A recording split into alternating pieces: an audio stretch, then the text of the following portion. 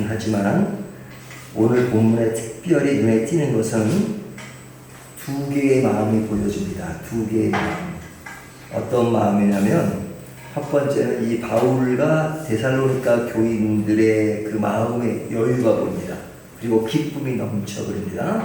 기뻐하고 여유가 있고 서로 오가는 대화가 굉장히 친근감이 있습니다. 그래서 정감이 드러나요. 하지만 지금 이렇게 마음으로는 이렇게 잘 통하고 있지만 그 당시 그들이 겪는 환경을 보면 굉장히 어렵습니다. 바울도 빌립보로부터 이렇게 계속 그 데살로니가로 이렇게 와서 저 밑으로 가서 지금 아덴에 있는데 그 계속 이렇게 쫓겨다니는 거잖아요.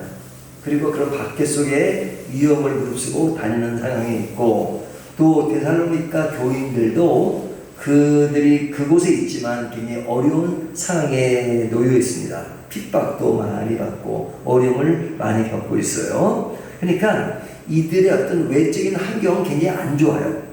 힘들어요. 하지만 그 힘든 와중에도 서로 대하는 것을 보면 기쁨이 넘치고 정감이 있고 그리고 뭔가 살아있는 그리고 아주 깊은 뭐가 서로 오가는 그런 느낌을 받게 됩니다. 자, 그러면 이 말씀을 보면서 바울이 그들을 어느 정도 생각하고 있는가? 17절을 보면요. 형제들아 우리가 잠시 너희를 떠난 것은 얼굴이요 마음은 아니니. 참 이런 표현들 좋잖아요. 지금 바울은 이들에게 잠시 떠났다 그래요. 어려움이 왔으니까 그냥 오래 있고 싶은데 오래 있지 못하잖아요. 3주밖에 없었어. 3주 동안 있어서 지금은 아덴으로 가서 와 있는데 떠난 것은 얼굴이지 마음은 아니다. 그러니까 내가 떠나 있지만 마음은 지금 너희와 함께 있다. 이렇게 말하죠. 그러니까 그들에 대한 관심과 그들에 대한 진짜 마음 이것이 아주 깊이 서려 있는 것을 볼 수 있죠. 그러면서 하는 말이 19절 우리의 소망이나 기쁨이나 자랑의 면류관이 무엇이냐. 자, 이것은 뭐 앞에 걸 생각한다면 나의 자랑의 면류관이 무엇이냐 하면서 그가 강림하실 때 우리 주 예수 앞에 너희가 아니냐. 그러니까 자랑의 면류관이 누구라는 거예요? 데살로니가 교인이라는 거죠. 이런 표현들은 굉장히 참 깊은 그런 마음을 담은 표현이잖아요. 옛날에 보면 뭐 침대는 과학입니다. 그럼 침대가 과학인가요? 침대는 가구죠. 근데 그만큼 과학적으로 잘 만들었다는 그 설명을 그렇게 하는 거잖아요. 근데 여기는 자랑의 면류관이 누구라고요? 너희다 이거죠. 너희가 자랑의 면류관이다. 그러니까 아주 굉장히 크게 인식하고 있는 거죠. 그래서 하는 말이 너희는 우리의 영광이요 기쁨이니라. 영광과 기쁨이 너희다. 그러니까 이런 분위기 속에서 그냥 서로가 어떤 문제가 있고 안 좋은 관계라고 느껴지지 않잖아요. 굉장히 아주 밀접하고 정말로 뭔가 진짜 살아있는 그런 느낌을 받게 합니다. 자, 그 표현을 뛰어넘어서 또 하는 말이 사도 바울이 아주 멋진 표현을 쓰는데요. 참다 못하여 라는 말을 씁니다. 3장 1절을 보면요. 이러므로 우리가 참다 못하여 참을 대로 참아봤는데 이제 못 참겠다 하는 말을 쓰죠. 또 5절에 보면 이러므로 나도 참다 못하여 참으려고 했는데 못 참겠다. 이렇게 못 참아서 내가 한 행동이 무엇인지 아냐 하면서 이야기하는 것이 2절 우리 형제 곧 그리스도의 복음을 전하는 하나님의 일꾼인 디모데를 보내노니. 자, 하나님의 일꾼 디모데를 보내요. 어디에? 데살로니가 교회로 지금 보낸다 이거죠. 그 보내는 그 마음이 왜 그러냐 뭐 뒤에 나오겠지만요. 나중에 설명하고요. 하여튼 지금 디모데를 보냅니다. 그러면서 또 하는 말이 6절 뭐라고 얘기하죠? 지금은 디모데가 너희에게로부터 와서 너희 믿음과 사랑의 기쁜 소식을 우리에게 전하고 또 너희가 항상 우리를 잘 생각하여 우리가 너희를 간절히 보고자 하는 것 같이 너희도 우리를 간절히 보고자 한다 하니. 그러니까 바울이 그들을 보고 싶어하는 말은 짝사랑이 아닌 거예요. 짝사랑이 아니고 그들도 바울을 그렇게 보고 싶어한다 하는 말을 들은 거예요. 디모데로부터. 그러니까 이게 너무너무 좋은 거죠. 네? 일방적인 사랑이 아니라 서로가 이렇게 교감이 되고 하는 그런 마음. 그래서 그 디모데를 통해서 지금 들려준 이야기가 뭐냐면 너희들도 굳게 서 있다는 거죠. 8절. 그러므로 너희가 주 안에 굳게 선즉 우리가 이제는 살리라. 바울이 디모데를 보낸 것은 그들이 흔들리지 않기 위해서 보낸 겁니다. 근데 그런 의미에서 디모데를 보냈는데 디모데가 돌아왔어요. 돌아와서 아들이 있는 바울에게 말하기를 데살로니가 교인들을 흘리는 것이 아니라 아주 굳게 서 있습니다. 굳게 서 있습니다. 하는 그런 말들을 들으니까 너무너무 행복한 거죠. 바울로서 말씀을 전하고 사역하는 바울에게서는 그들이 이제 초신자인데 흔들리지 않고 어려운 환경 속에 있는 것을 보고 너무너무 감사한 거죠. 그러니까 그들이 복음을 제대로 배운 거예요. 복음을 제대로 못 배운 것이 뭐냐면 예수 믿은 지 오래 되어도 기복신앙에 이렇게 익숙해가지고 그냥 잘 되는 거, 되어지는 것만 하고 고난이 오면 또 금방 넘어지고 그러잖아요. 근데 이들은 짧은 시간 복음을 배웠지만 그 어려운 환경 속에서도 지금 잘 굳세게 버티고 있다는 것은 복음을 제대로 배운 거죠. 우리나라가 교회가 굉장히 발전했잖아요. 하지만 지금 우리나라 교회가 많이 무너지는 이유가 뭐예요? 기초가 튼튼하지 못했어요. 그러니까 막 무너지잖아요, 지금. 그 기초가 무너진 것이 뭐냐면 어려운 박해 속에서도 하나님의 사랑과 은혜를 강조했어야 돼요. 하지만 잘 된다, 축복받는다, 이것만 강조하니까 삶의 어려움이면 금방 그냥 하나님 어디 계신 거야? 이렇게 하고 넘어진단 말이죠. 근데 이 데살로니가 교인들은 짧은 시간에 복음을 배웠지만 그들은 고난 속에서 그런 것들을 잘 이기는 훈련과 말씀을 잘 들은 거죠. 그래서 3절을 보면 아무도 이 여러 환난 중에서 흔들리지 않게 하려 하니라. 우리가 이것을 위하여 세움을 받은 줄 너희가 친히 아니라. 디모데를 보낸 것은 그들이 흔들리는 그런 상황을 염두에 두고 보낸 겁니다. 지금 이들은 초신자인데 지금 흔들리면 안 되잖아요.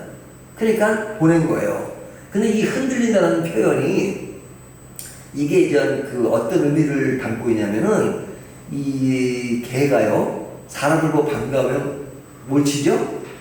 꼬리를 치잖아요. 꼬리를 흔드는 것은 이것은 사람을 보고 굉장히 반가워하는 겁니다. 근데 그런 의미를 담고 있어요. 그러니까 흔들린다. 그러니까 이 데살로니가 교인들을 어렵게 한 유대인이 있었는데 그 무력으로 어렵게 했다가 지금은 그것이 안 되니까 그 데살로니가 교인들에게 어떤 그런 그 강아지가 꼬리를 치듯이 지금 그들에게 좀 유화 정책을 쓴 거예요. 그럼에도 불구하고 디모데로 들은 소식은 그들이 넘어지지 않았다. 그들의 표현을 보면 굳게 섰다. 8절. 그러므로 너희가 주 안에서 굳게 선즉 우리가 이제는 살리라. 그러니까 그런 바울이 그동안 데살로니가 교인들이 잘 견뎠는데 그들이 유화 정책을 하면 흔들리지는 않을까? 이거 안 되겠다 해서 디모데를 보냈는데 디모데로 들은 소식은 그들이 굳게 섰다, 흔들리지 않는다 하는 이야기를 듣고 이제 내가 살겠다 이렇게 말하는 거죠. 그러니까 이게 얼마나 감사한 일이에요. 유혹에 넘어가지 않는 것. 그래서 바울은 이들에 대한 감사 기쁨이 넘칩니다. 9절. 우리가 우리의 하나님 앞에서 너희로 말미암아 모든 기쁨으로 기뻐하니 너희를 위하여 능히 어떠한 감사로 하나님께 보답할까. 너무너무 감사하다. 이 감사는 어떻게 보답할까. 이런 마음을 피력하고 있죠.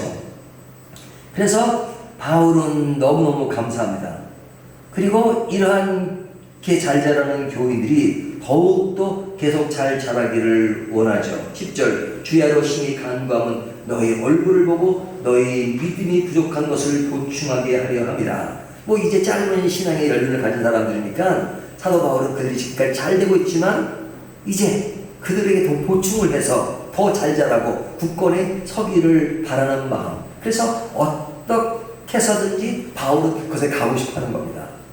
사실 3주밖에 안 했지만 그건 어쩔 수 없이 온 것이고 더 있고 싶어 했지만 못 있었던 건데 이제 어떻게 해서든지 다시 가서 너희들이 그 더 잘 자랄 수 있는 시동을 더 걸어서 계속 성장해 나가기를 바라는 그 마음을 피력하고 있죠. 이런 이야기는 로마서에도 잘 나타나죠.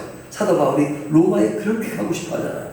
로마에 가서 복음을 전하면 그것이 어떤 세계 중심지가 되어서 복음이 확산될 수 있는 것이 널려 있으니까 어떻게 해서든지 로마에 가고자 한다 하는 마음을 피력하지만 못 갔어요. 그래서 나중에 어떻게 갔어요? 제수로 갔잖아요. 죄인의 몸으로. 그런 마음처럼 바울은 데살로니가에 교회 가고자 하는 그 마음, 그것은 뭐냐면 그들의 신앙을 보충하기 위해서. 그러면서 이제 마지막 부분이 뭐냐면 바울의 기도가 나옵니다. 기도가 11절.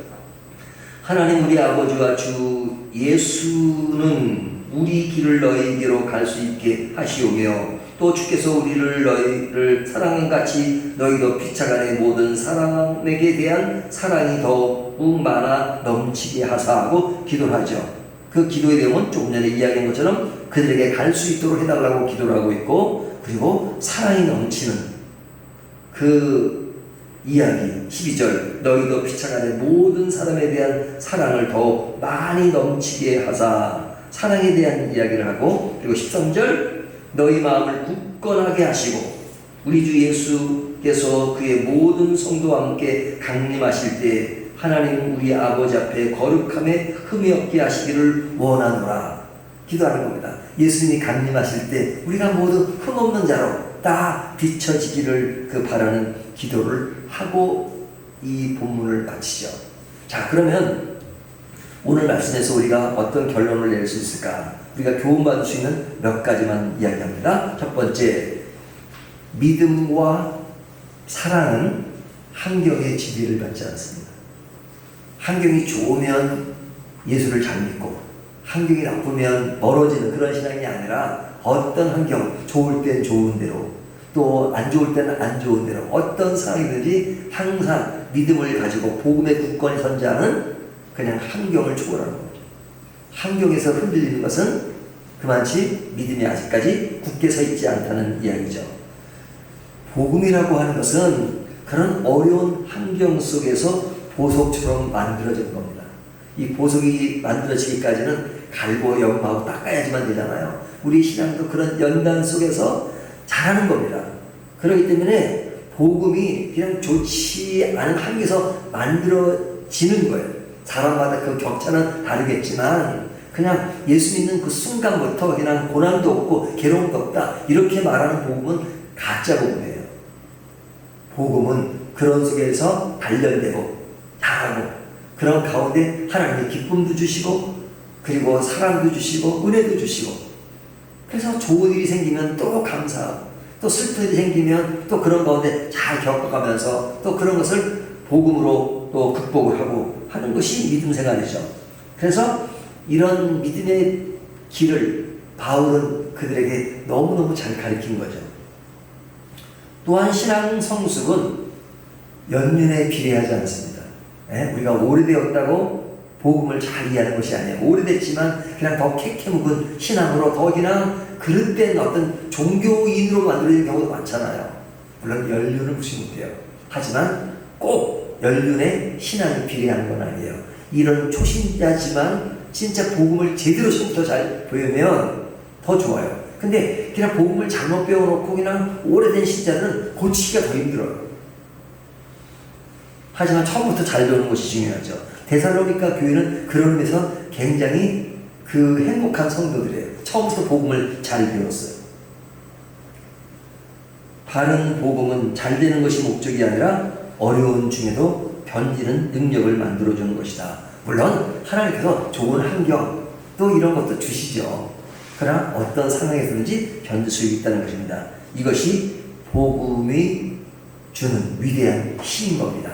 오늘 이 말씀을 가지고 우리가 바울과 데살로니가 교회들이 이렇게 각각의 이야기하시는 것은 바로 어떤 인간적인 교류로만 다가 아니라 그 속에 복음이 딱 중심이 되고 있으니까 그 복음 안에서 서로가 복음 안에서 신뢰를 하니까 너무너무 감사한 거죠.